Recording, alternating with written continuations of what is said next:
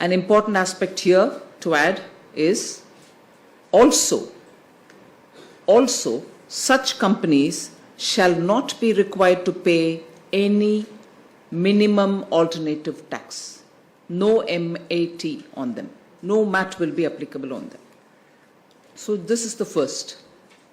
The second, in order to attract fresh investment in manufacturing and thereby provide a boost to Make in India, another provision has been inserted to the Income Tax Act with effect from fiscal year 2019-20, which allows any new domestic company incorporated on or after 1st October 2019, making fresh investment in manufacturing an option to pay income tax at the rate of 15%.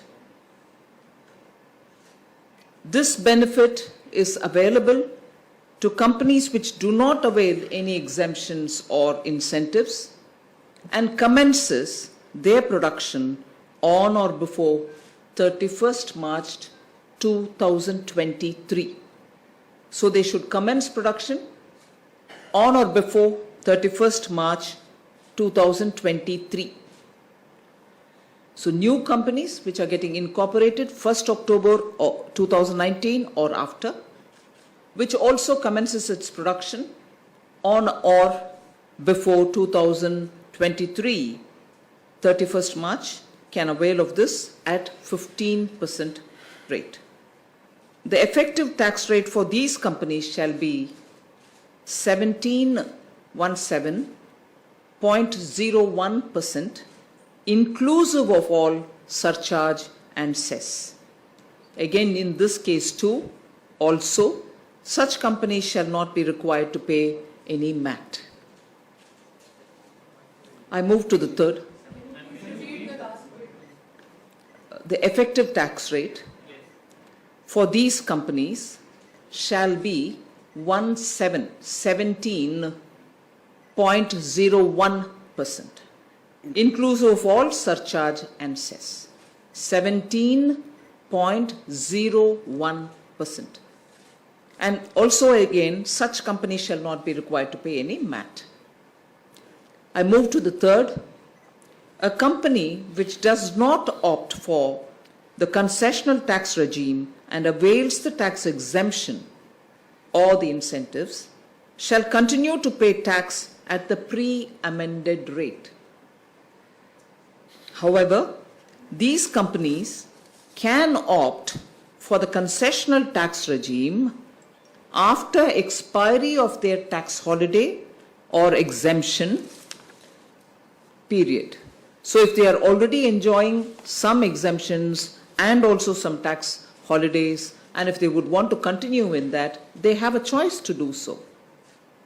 But if they want, that is, if they want to continue with the existing exemptions, that's an option we are giving. However, these companies can opt for the concessional tax regime after the expiry of their tax holiday or the exemption period. So once their exemptions, which they are enjoying now, are all expired, they can opt to move on to this regime which we are announcing today. After the exercise of the option, suppose the period is over, concessional and exemption period is over, the tax holiday is over, they opt to come over to this regime. After the exercise of the option, they shall be liable to pay tax at the rate of 22%, which is what is announced today, and option once exercised cannot be subsequently withdrawn. That's just to make sure that you can't keep flip-flopping. Further, in order to provide relief to companies which continue to avail exemptions and incentives, suppose those who are enjoying some concessions, some tax holidays, want to continue in it and not opt for this new 22% rate, even for them we are giving a MAT relief And that MAT relief is this, which I'm reading now. Further, in order to provide relief for companies which continue to avail exemptions and incentives, the rate of minimum alternative tax has been reduced from the existing 18.5% to 15%. So, this applies for all the companies today? 1 minute, let me finish the whole thing and then you can. I move to the next. In order to stabilize the flow of funds into the capital market, it is provided that enhanced surcharge introduced by Finance Number 2 Act of 2019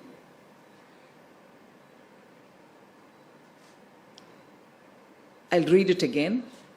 In order to stabilize the flow of funds into the capital market, it is provided that the enhanced surcharge which was introduced by the Finance Number 2 Act of 2019, the budget of July 2019, shall not apply on capital gains.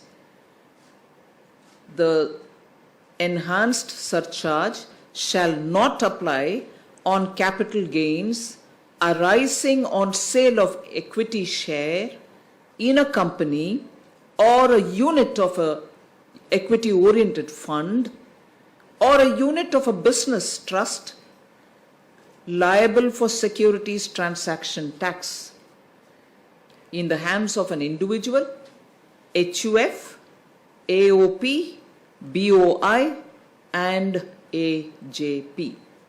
I'll read this paragraph all over again. In order to stabilize the flow of funds into the capital market, it is provided that the enhanced surcharge introduced by the Finance Number 2 Act 2019 shall not apply on capital gains arising on sale of equity share in a company or a unit of an equity-oriented fund or a unit of a business trust liable for securities transaction tax in the hands of an individual, HUF, AOP, BOI and AJP. So that's the fourth. I move to the fifth. The enhanced surcharge shall also not apply to capital gains arising on sale of any security, including derivatives, in the hands of foreign portfolio investors. That paragraph again. The enhanced surcharge shall not apply to capital gains arising on sale of any security, including derivatives, in the hands of foreign portfolio investors. I move to the next. Repeat that. I repeat the fifth point. The enhanced surcharge shall also not apply to capital gains arising on sale of any security, including derivatives, in the hands of foreign portfolio investors. Shall I move to the next? In order to provide relief to listed companies which have already made a public announcement, I repeat, in order to provide relief to listed companies which have already made a public announcement of buyback before 5th July 2019, it is provided that tax on buyback of shares, it is provided that tax on buyback of shares in case of such companies shall not be charged.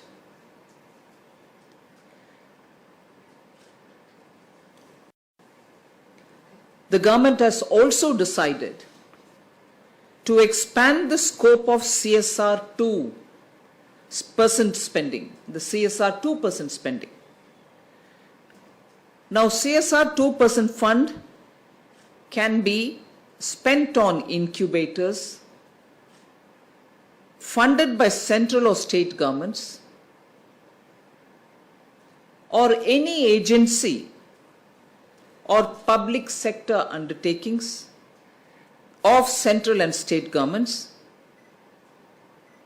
and making contributions to public funded universities, IITs, national laboratories, and autonomous bodies, all which are established under the auspices of ICAR, and ICMR, CSIR, DAE, DRDO, DST, Ministry of Electronics and Information Technology, all of which is included.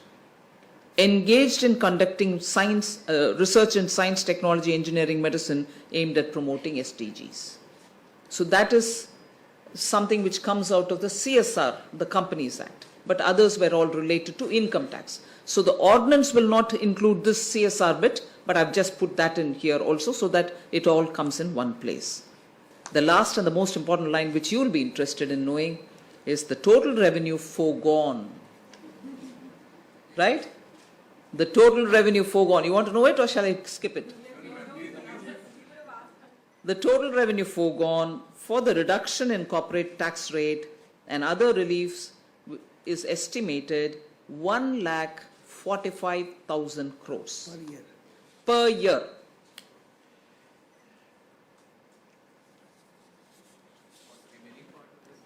All right?